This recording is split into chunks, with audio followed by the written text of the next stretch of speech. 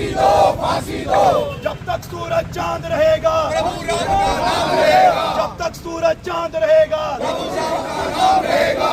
जब तक सूरज चांद रहेगा, प्रभु राम का नाम रहेगा। एक ही नारा, एक ही नाम, जय श्री राम, जय श्री राम। सनातन के गद्दारों को फांसी दो, फांसी दो। सनातन के गद्दारों को फांसी दो, फांसी दो। सनातन के गद्दारों को फांसी दो, फांसी दो। जय श्री राम, जय श्री राम, जय श्री राम, जय श्री राम, जय श्री राम, जय श्री राम। मन बहुत आहत है।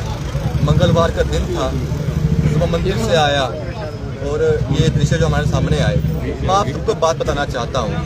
एक सतयुग का दौर था जब जो दानव थे वो पताल में रहते थे और जो देव थे, जो देवता थे, वो पृथ्वी पे रहते थे।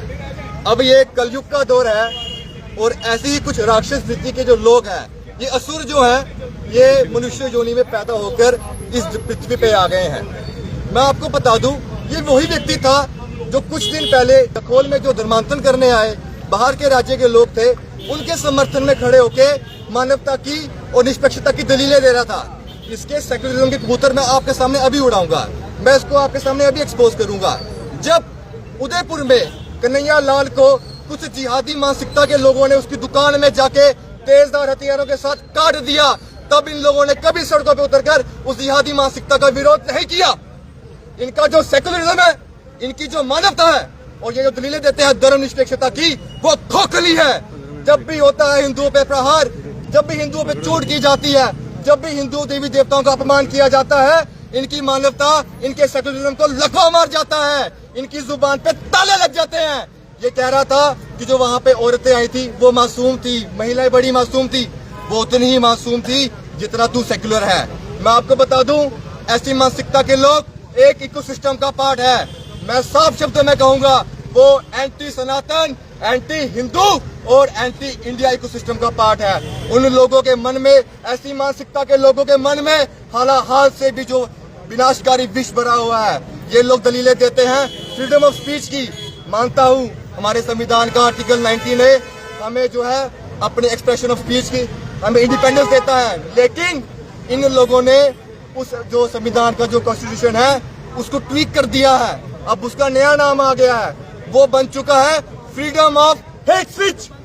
ये लोग संविधान को ढाल बना के, ऐसे आर्टिकल्स को ढाल बना के इनकी आड़ में जो है हिंदू विरोधी कमेंट्स करते हैं, हिंदू विरोधी ताकतों का समर्थन करते हैं। और हमारे हिंदू, मैं क्या कहूंगा आपको, हमारे हिंदुओं को सेक्युलरिज्म का चूरन चट्टा चट्टा के जो है लाचार और बेबस, और मैं कहना चाहूंगा हमारे सनातनी भाइयों को इस सेक्युलरिज्म के चूरन ने नपुंसक बना दिया है। आपको मैं कहूं, ये जो सेक्युलरिज्म की तलवार है, ये एकधारी तलवार है और ये सिर्फ केवल हिंदुओं पर चलती है। इसका काम सिर्फ हिंदुओं की जुबान बंद कराना है और उसी का ये परिणाम स्वरूप है कि आज जो है हमारी चुप्पी को हमारी कमजोरी के रूप में ले लिया गया है। आपने एक प्रश्न पूछा कि इनके संगठन के लोगों ने जो है एक ज्ञापन दिया है डीसी साहब को कि इनकी रक्षा बढ़ाई जाए। इनके संगठन के लोगों ने जो है फेसबुक पोस्ट डाली है। मैं आपको बताता हूँ इनके संगठन का असलियत, इनके इकोसिस्टम की असलियत। जब नुपुर शर्मा ने कुछ आपत्तिजनक बयान दिए, उसके उन बयानों को ब्लास्फेमी कह के जो है उसको कोर्ट ने दंड दिया और उसको पार्टी ने जो है पार्टी से बर्खास्त कर दिया। लेकिन यही संगठन के लोग, आप इनके फेसबुक पेज पर जाके देख सकते हैं, इन्होंने एक भी बारी उसके एक्शन को कंडेम नहीं किया, इन्होंने एक भी बारी निंदा नहीं की और उल्टा कहते हैं कि हम उनके एक्शन को जस्टिफाई करते हैं। अरे भाई साहब, आपका जो मुखौटा है वो हिंदू समाज के सामने, वो सनातन समाज के सामने उतर चुका है। आप जो ढोंग रचते हैं सेक्युलर होने का, you are not secular, you are part of an anti Hindu, anti India ecosystem. मैं एक बात और कहना चाहता हूँ, एसएसपी साहिबा, एसएचओ साहब, कल की अवतार को अभी समय है। जब जब पृथ्वी पे ऐसे असुर, ऐसे दानव बुद्धि के लोग बड़े हैं, तब तक भगवान विष्णु ने जो है अपना अवतार लेके अधर्म का नाश किया है। हम सनातनी सर्वे भवन्तु सुखिनः का हम जो है मान करते हैं, हम ध्यान देते हैं, हम उसका पाठ पढ़ाते हैं। लेकिन मैं आपको बता दूं, जब भगवान श्री कृष्ण, उन्होंने पूरा प्रयास किया कि महाभारत का युद्ध टल जाए, लेकिन जब एक आखिरी प्रयास के कारण वो दुर्योधन की सभा में पांडवों के शांति दूत बन के शांति प्रस्ताव लेकर दुर्योधन के सामने गए, तब उसी मानसिकता के अधर्मी दुराचारी दुर्योधन ने कहा कि भगवान श्री कृष्ण को जो है बंदी बना लिया जाए। तब श्री कृष्ण ने भी उचित समझा कि ऐसे जब अधर्मी लोग धर्म, नीति और विवेक की भाषा नहीं समझते हैं तो मुझे इन्हें अपना शक्ति, अपना त्रिकाल रूप दिखाने की जरूरत है। और भगवान ने अपना त्रिकाल रूप दिखाया और दुर्योधन की आंखें जो है अंधी हो गई। वैसे ही मैं कह रहा हूँ, हम हिंदू जो है भाईचारे को, आपसी प्रेम को बढ़ावा देते हैं। ये जो मुझे पूरे हिंदू सुन रहे हैं, अपने माथे के तिलक बिटा दो। अगर इतने आपत्तिजनक, अपमानजनक टिप्पणियों के बाद भी तुम्हारा खून ना खोले तो शर्म है तुम पर, धिक्कार है तुम लोगों पे। अगर ऐसे लोग हमारी सोसाइटी में रहते हैं, इनका सोशली, सामाजिक बहिष्कार होना चाहिए। भगवान श्री राम हम सबके आराध्य हैं। भगवान श्री राम हम सबके सनातनियों के जो है वो उनके बारे में इसने अभद्र जो टिप्पणी की है।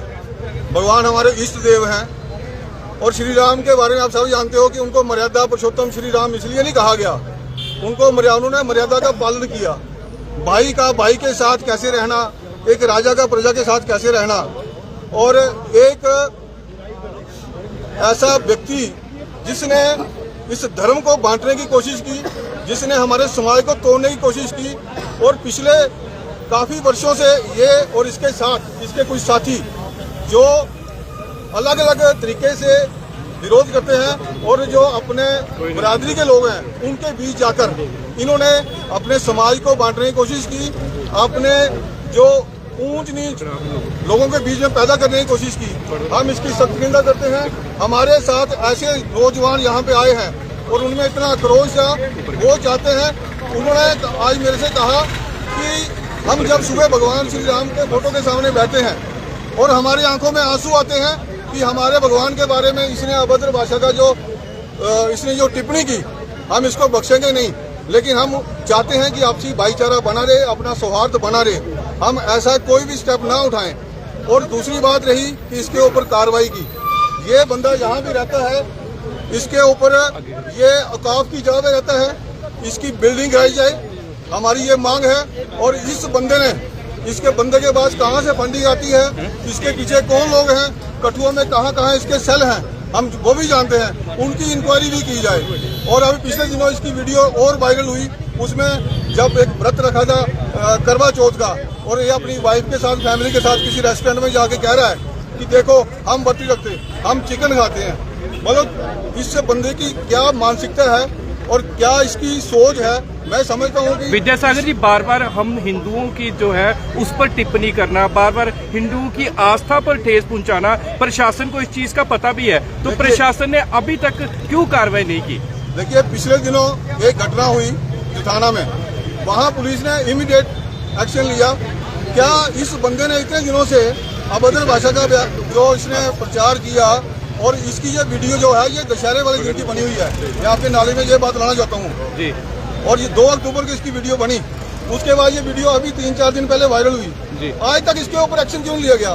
पुलिस ने इसको गिरफ्तार क्यों नहीं किया? कह रहे जो धाराएं लगी है उस पे जो है वो, हम पुलिस से ये डिमांड करते हैं, SSP मैडम से ये डिमांड करेंगे कि 48 घंटे का टाइम है, 48 घंटे का अल्टीमेटम पुलिस को देंगे।